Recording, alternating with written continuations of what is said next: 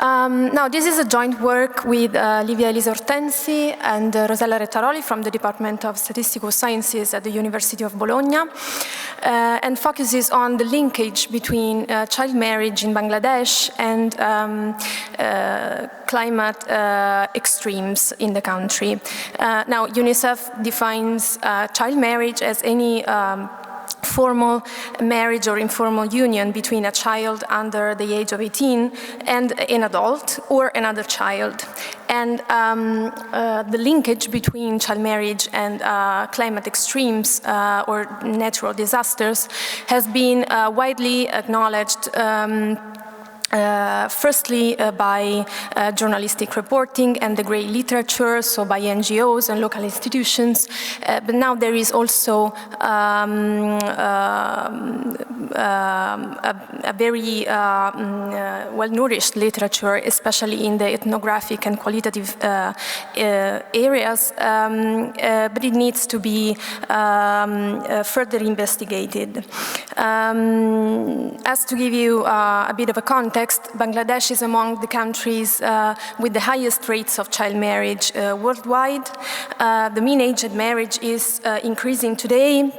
It is around 16, but still among the women between 15 and 49 years old living in the country today, 2 in 3 of these women married before turning 18, and 1 in 4 women married before turning 15. Now, the experience of the risk, of experiencing early marriage is of course influenced by women's socioeconomic status and conditions, by poverty and economic hardship in the first place. But there is also a great variability across the country in the percentage of married girls between 15 and 19 years old, as shown by the census data in the map on the right-hand side of the slide. At the same time, Bangladesh is also the 6th most natural disaster-prone country in the world.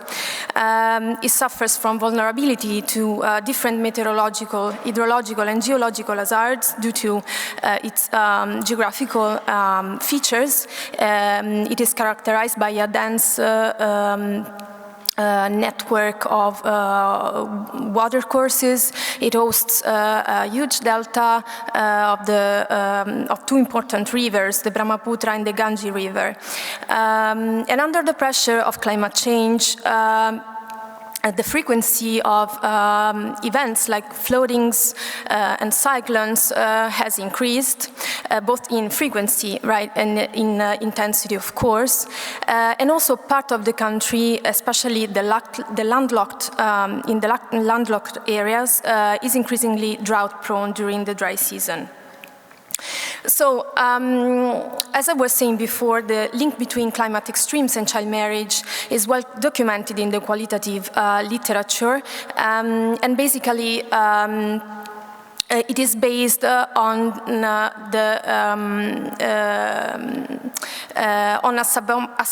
the fact that parents and families tend to turn to a suboptimal coping strategy in front of sudden impoverishment after, for instance, that a natural disaster occurs. Such coping strategies are mainly related to the fact that marrying off daughters earlier helps reducing the costs related to daughters' upkeep. It helps also optimizing the dowry practice wherever that practice is customary. But sometimes in the literature there is also evidence that parents mean to, in some way, to protect girls from the risk of sexual violence in case of internal displacement or relocation to disaster shelters, for instance. Now, very recently, there have been a few fine attempts to establish this relationship, also using quantitative data. This quantitative literature generally points at the existence of a positive association between climate extremes and transition to marriage, and generally rely on primary data collected at the village or municipality level in specific areas of the country, like coastal Bangladesh, by focusing on temperature and precipitation data. So they focus on either dry spells or heat waves.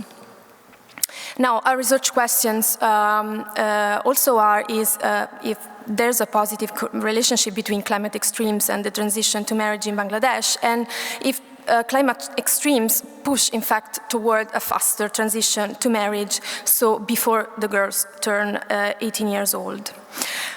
We used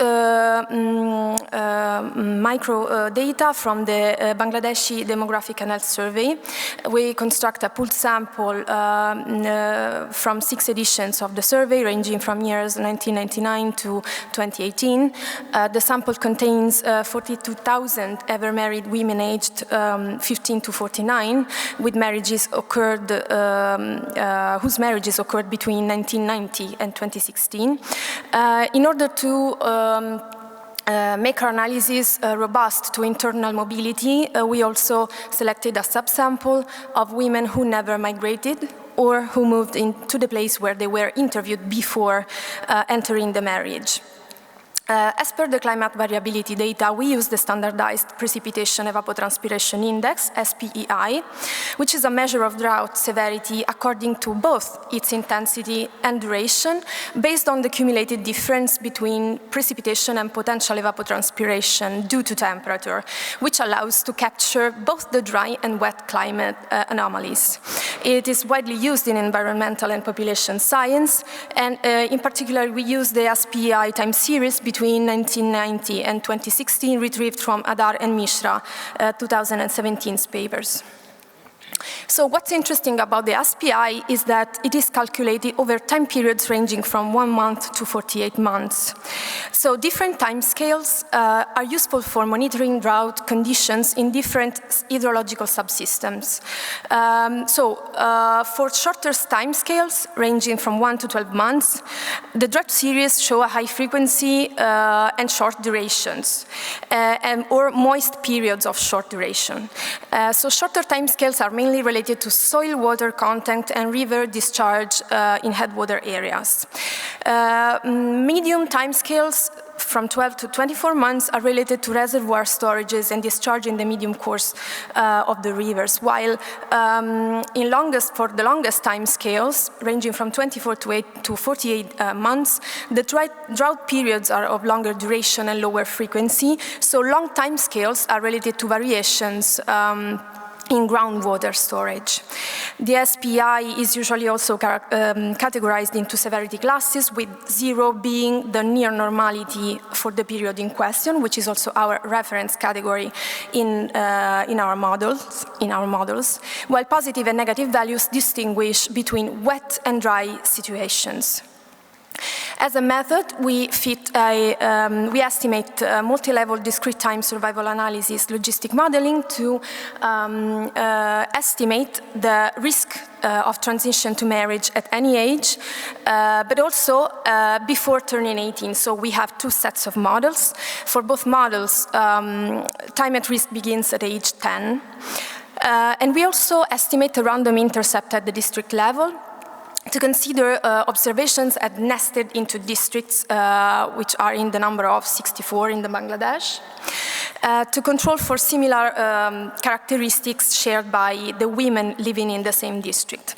Among the time variant covariates, there are, of course, the SPIs selected over time periods of 12, 24, 36, and 48 months. Now, these are the coefficients, the odds ratio, and significance levels for the 2 sets of models. What immediately strikes the eye is that the SPI at 12 months doesn't work very well to capture the link between climate extremes and transition to marriage, while as the duration of the SPI increases, so do the magnitude and the significance of the coefficients. In particular, the SPI 36 at 36 months, so on a longer time scale, works particularly well and has the strongest internal consistency. And both, of course, extremely wet and extremely dry weather conditions appear to play a role, in fact, into pushing women towards marriage. So just to conclude, because average effects, of course, are not always that informative, especially in contexts where some areas of the country suffer from some specific kinds of climate vulnerabilities, we rerun our models by type of risk area, as classified in this map by the government of Bangladesh on the right-hand side of the slide. What we see is that using the SPI 36. What we see is that in general, cyclone-prone areas show a significant relationship between extremely wet conditions and the transition to marriage, while areas that suffer from flash floodings and droughts are more linked to severe drought conditions and the transition to marriage. Also, the least disaster-prone areas show, by the way, significance of the coefficients. So to conclude, measuring the effects of climate extremes on the transition to marriage in context where early marriage is customary is not easy, is not straightforward, because both culture and the economy, of course, offer incentives. But our findings confirm that overall in Bangladesh, prolonged climate extremes accelerate the transition to marriage at any age and before 18. So using the SPI computed over different time periods, we find that transition to marriage responds more to permanent climate changes rather than to short-term and abrupt variations in the water balance at surface. And I'll leave it, I'll stop here. I'll leave it for the questions. Thank you very much.